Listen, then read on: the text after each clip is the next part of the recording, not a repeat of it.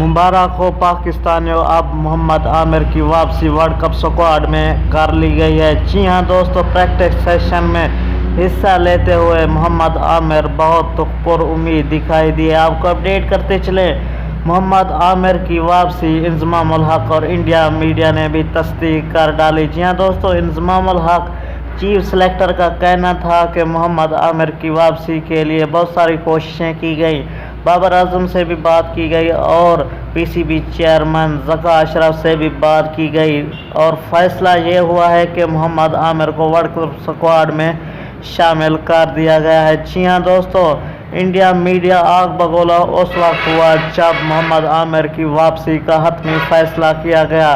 जी हाँ दोस्तों, Indian media और इंडियन प्लेयर्स मोहम्मद आमिर की बॉलिंग से काफ़ी शदीद किस्म की थरथराहट का शिकार हो जाते हैं। ये थी दोस्तों आपके लिए।